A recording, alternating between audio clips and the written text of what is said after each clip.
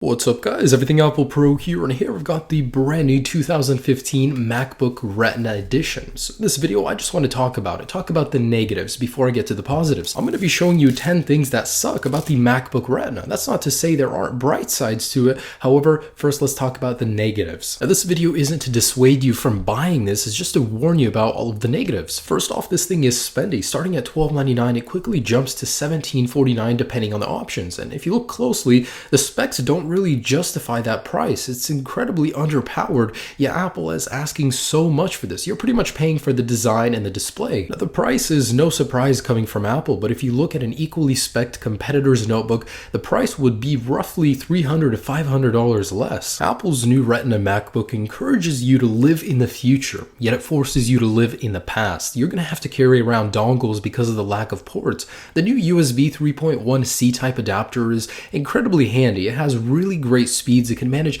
many things at once. However, right now, all of your accessories, all of your gadgets use the regular USB 2.0 or 3.0 standard. Most companies have not even considered updating it because it's just too new. You know, I consider myself a professional photographer, and I pride myself in taking as many pictures in public with my iPad as possible. Well, you know, I thought that the new MacBook would replace my daily shooter, the iPad, yet I was disappointed. You really dropped the ball on this one, Apple. The camera is only 480p. Every other camera on your other MacBooks is actually 720p. Just look at it. It's so bad. That's just unacceptable, Apple. Next, this thing is slow, and I mean real slow. This thing shouldn't even be considered a laptop. It's more of an ultrabook. It uses a mobile processor, which is used in tablets and ultrabooks. And look at this. My iPhone 6 has about 75% of the processing power of this brand new Retina MacBook, the base configuration. If you're in the market for a new laptop and you're considering buying a Retina MacBook, and if you're buying it for anything other than website browsing, you will be disappointed. This thing cannot handle applications very well, let alone video editing or gaming.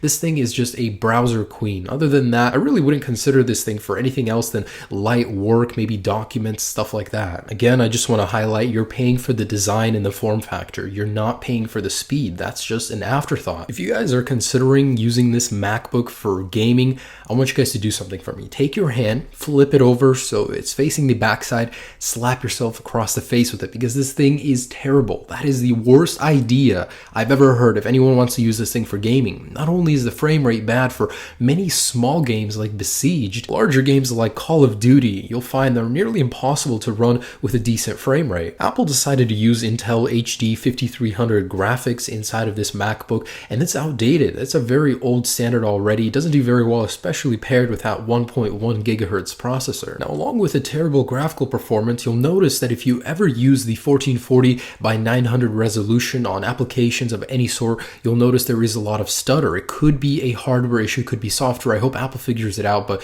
if you're going to use any sort of lower resolution, but 1400 by 900 mainly, you're going to notice a lot of issues. The pages start to stutter, the computer becomes nearly unusable. Now, if you're familiar with Apple products, you already know most of them are non-upgradable. However, the MacBook Air at least allows you to upgrade that solid state drive. Well, no longer with this MacBook. You cannot upgrade a single thing. Both the SSD and the RAM modules are soldered to the motherboard. And that ties in with my next point. This thing is completely non-repairable. iFixit gave this thing a score of 1 out of 10 when it comes to repairability. At least the MacBook Air allows you to replace the battery. This thing is glued to the casing. You cannot remove it or the display. Now, this one I understand isn't a big deal for many, but the official glowing symbol of all MacBooks, that glowing Apple logo, has been removed. Now we're stuck with a dull and lifeless metal replacement. And lastly, this brings me to my final point. It's just too soon. Yes, this thing is the future. It's where all laptops are headed, to just plain wireless connectivity, yet we're living in the present. And in the present,